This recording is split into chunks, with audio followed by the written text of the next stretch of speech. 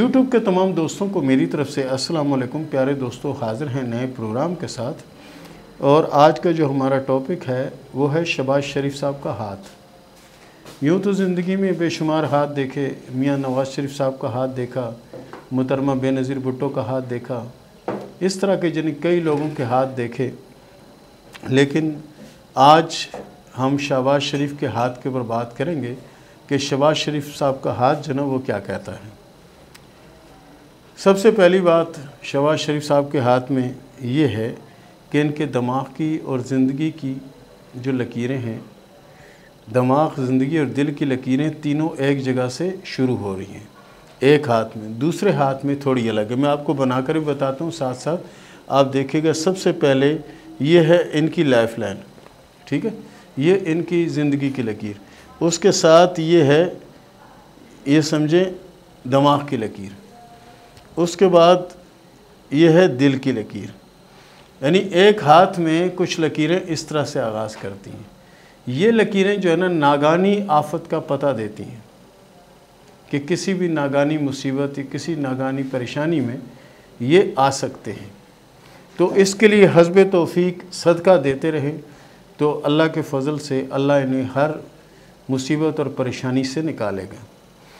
उसके बाद अगर हम देखते हैं इनके हाथ में अंगूठा, थिम जिसे कहते हैं, ये थिम जो है इनके हाथ में, यानी अमूमन जो ना थिम ये होता है, ये इनके हाथ में पीछे की तरफ जाता है और ये जो ऊपर का जो पहला पैर है ये बड़ा है। इससे मुराद ये होती है कि ऐसे लोग किसी भी जगह कोशिश करें तो अपना मुकाम बनाने की सलाहियत रखते हैं और अपना मुकाम बना लेते हैं। वैसे तो शहबाज शरीफ साहब ने बड़ी मेहनत की और बड़ी कोशिश की, वज़ीर आला पंजाब भी रहे और पंजाब के लोग आज भी इनको याद करते हैं। इन्होंने बड़े अच्छे अच्छे काम भी किए। अब अल्लाह ने किया कि वज़ीर आज़म बन गए, तो हमें उम्मीद है कि ये वज़ीर आज़म बन के इससे ज़्यादा काम करेंगे और इससे ज़्यादा जनी लोग इनको याद करेंगे। उसके बाद अगर हम इनके हाथ में किस्मत की लकीर को देखते हैं तो किस्मत की लकीर इनकी सीधी ज़ैल की तरफ जाती है। ज़ैल यानी कि बीच वाली उंगली, ये इस तरफ जाना जो ना, ये अच्छी अलामत नहीं समझा जाता। ये इस उभार का एक ग्राउंड है, इस पर आना जो नहीं अच्छी अलामत नहीं समझा जाता। और खुदा न खास्ता इस पर अगर मिसाल किरास का निशान बन जाता है तो ये समझे कि फांसी की अलामत समझा जाता है, फांसी या किसी नागानी मुसीबत में आने वाले। और ऐसे ही लोग होते हैं कि जिनके अपने लोग इनके मुखालिफ हो जाते हैं।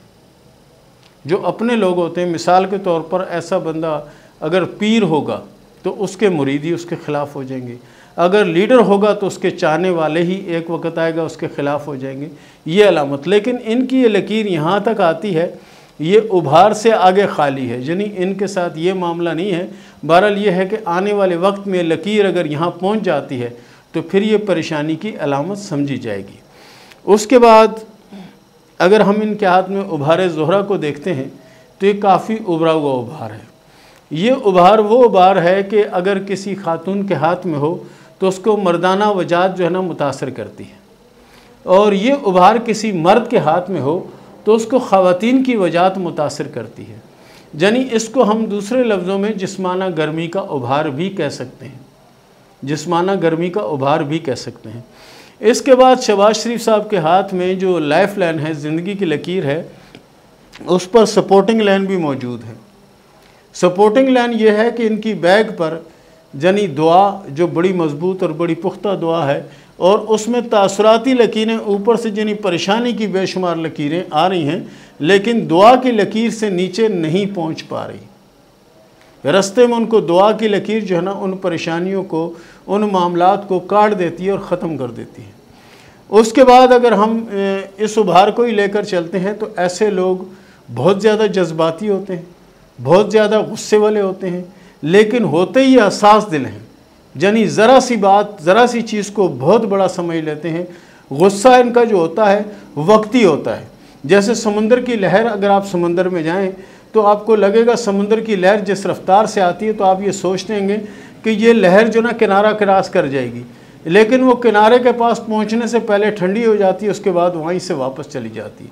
इसी तरह जो जज्बाती लोग होते हैं ये अल्लाह के नज़दीक होने की छाप होती है। इनको वक़्त से पहले चीज़ों के बारे में आगाही होती है कि भाई ऐसा होगा या ऐसा होगा। इनके अंदाज़े तकरीबन दुरुस्त होते हैं, क्योंकि ऐसे लोग दिल में रखने वाले नहीं होते। जो बात होती है मुंह पे कर देने के और गुस्से में जो भी होगा गुस्से में बोल देने वाले लोग हैं और उस पर अमल नहीं करते।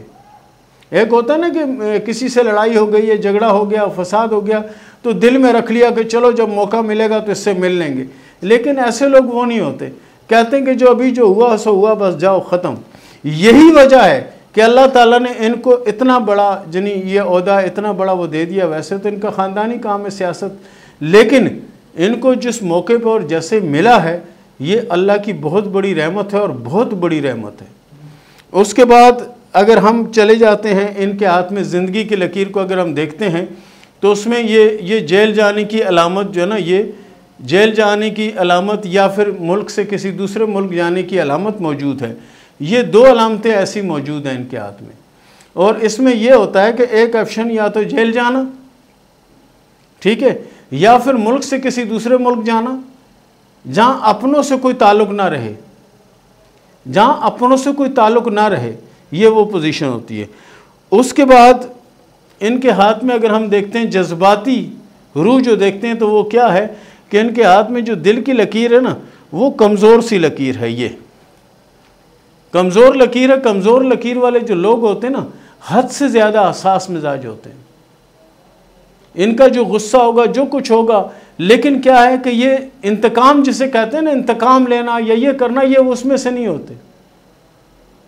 और इनमें सलाहियत बहुत होती है बहुत कुछ करने की, लेकिन बाज़ औक़ात सलाहियत होने के बावजूद कोशिश के भी वो नहीं कर पाते जो उनको करना चाहिए।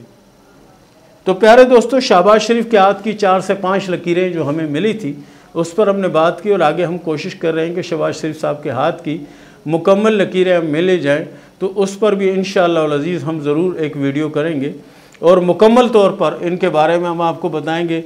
अगर हम सफ़र की लकीरें इनके हाथ में हैं, हम बोलेंगे जी सफ़र तो ज़ाहिर मुल्क के वज़ीर आज़म है, वज़ीर आला है, ये तो चाहें तो दिन में 2 सफ़र कर सकते हैं, चाहें तो रात में 4 सफ़र कर सकते हैं। तो प्यारे दोस्तों, ये था हमारा आज का प्रोग्राम। हमारे चैनल को लाइक करने का, सब्सक्राइब करने का बहुत बहुत शुक्रिया, और हाँ, घंटी के निशान पर क्लिक करना मत भूलें ताकि हमारी नई से नई वीडियो, नया से नया इन्फॉर्मेशन आप तक पहुँचता रहे।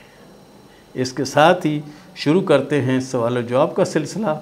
दुआ फातिमा ने सवाल के सरगोदा से कि ये बच्ची के हाथ की लकीरें बताएं कि इनके हाथ में जो ज़िंदगी की लकीर है वो कैसी है। इनके हाथ में ज़िंदगी की लकीर तो कोई ख़ास जनी अच्छी लकीर नहीं है।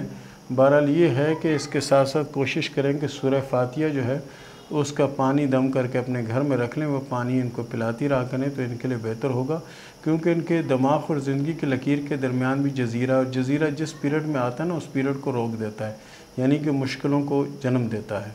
तो इसके लिए सूरह फातिहा पानी पे यानी 100 बार पढ़ के आप वो पानी रख लें। जब वो पानी मांगा करें तो उससे पिए तो इंशाअल्लाह सेहत भी अच्छी होगी और ज़िंदगी भी लंबी होगी इंशाअल्लाह। रज़ा खान ने सवाल किया है इंडिया से कि ये बताएं कि मेरी शादी कब होगी और शादी कैसे रहेगी।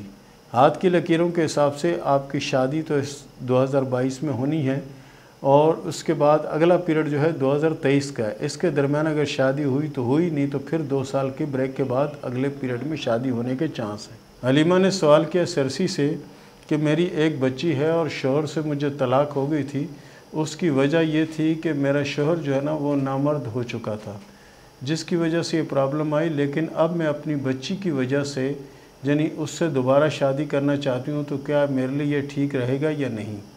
देखें, आपके शौहर का जो हाथ आपने भेजा है उसमें जो अपने एक तासुराती लकीर है वो ज़िंदगी की लकीर से निकल कर सेहत की लकीर को डैमेज कर रही है।